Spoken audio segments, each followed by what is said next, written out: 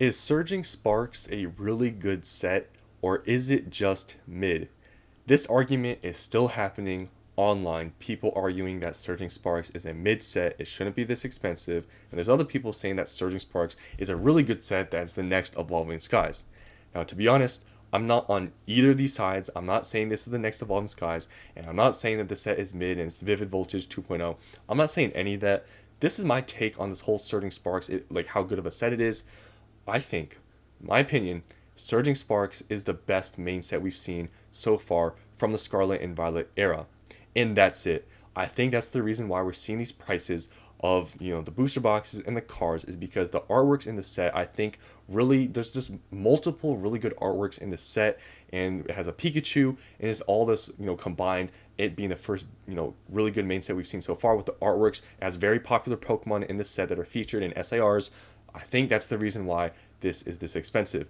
I'm not saying it's crazy Evolving Skies level, and I'm not saying it's a terrible set. I just think it's the best one we've seen so far. Will there be better sets in the future? Possibly, but so far from what we've seen in main sets, in my opinion, this is the best one. And I'm going to show you today and compare all the other sets, the main sets from the Scarlet and Violet era, and show you guys just, if you look at the card prices, it just makes sense why this booster box is this expensive.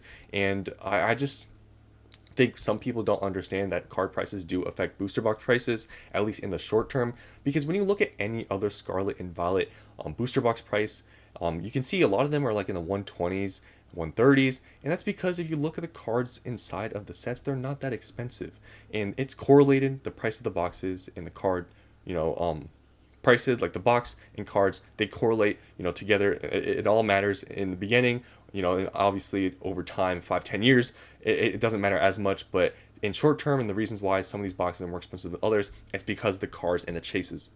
So looking at Surging Sparks, we can see here, I mean, if you've checked the prices of every other, set from Scarlet and Violet, you can see that Surging Sparks has the most expensive cards by far. Yeah, there's the Greninja, but it's only $300. I know, only 300. But when you compare to the Pikachu, I mean, the Pikachu is another $100 more than the Greninja. And you can even go down a card and see the second most expensive card, and it's $200. I can't think of another set, even speaking of, specialty sets, where there's a card that's this expensive on the top, and then there's another card this expensive just under it. I don't think there's any set out there in Scarlet and Violet that has this sort of thing, which is, contributes to the reason why Surging Sparks booster boxes are this price. And there's also plenty of other cards that are this expensive, and we just don't see this sort of like price spread in the Scarlet and Violet era. So it's not that surprising when you really see these other sets I'm going to show you here and the card prices, why Surging Sparks booster boxes are really this expensive. So first, quickly, Scarlet and Violet base. Really, nothing much to say here. Nothing much to talk about. There's just, I mean, the artworks. Like I've said this many times before. This is gotta be the best base that we've seen, of like any era.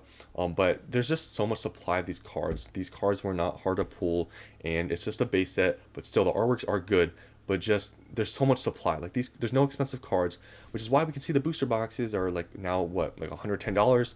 They have gone up a little bit because supply has dried up, but definitely they're just not that hard to get, and there's a lot of supply, and just overall this set isn't that popular, so we can see that there's just really nothing to chase after.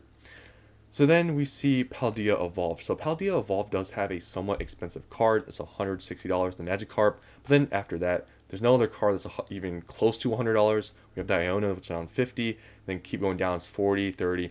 It just doesn't have that many expensive cards. And even Paldea Evolve is a $135 booster box right now. Because, the main chase is the Magikarp. Because if it didn't have the Magikarp and it wasn't this expensive, that booster box would probably not even be that price. So this is still a good set, but there's just no really huge standout chase cards, which is really what I feel Surging Sparks, actually did produce, was having, really expensive chase cards, even more than just one. Because if you even don't care about the Pikachu, the Latios is a $200 card.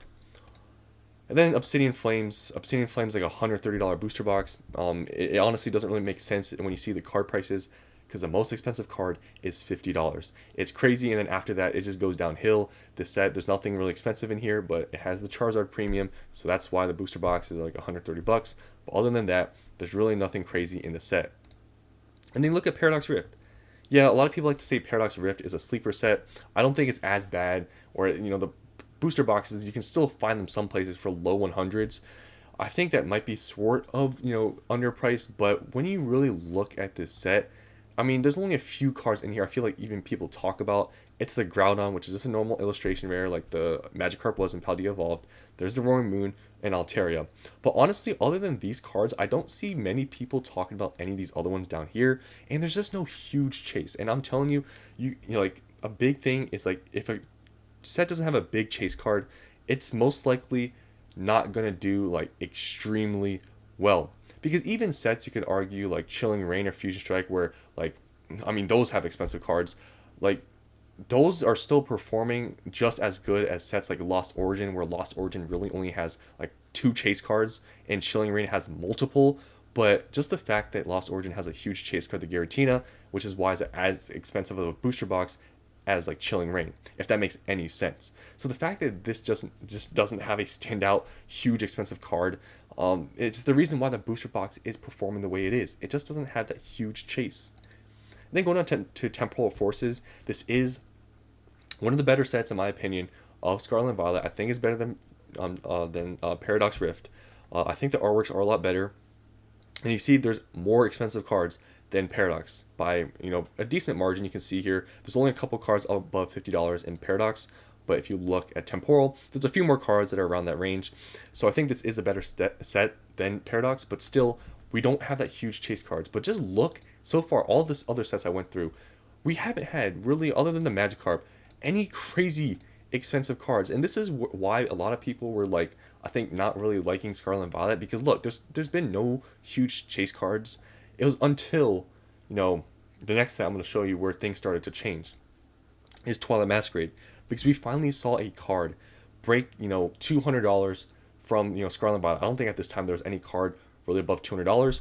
And this was finally the card we saw that really came out. It wasn't as expensive as it is now, but it got to this price. And this really showed people that finally there's like a huge chase in Scarlet and Violet. And after this, there's still some decently expensive cards. There's a couple trainers and an Eevee. And then after that, there's other, decently expensive cards, but mainly it's just these cards, these top four that people really talk about.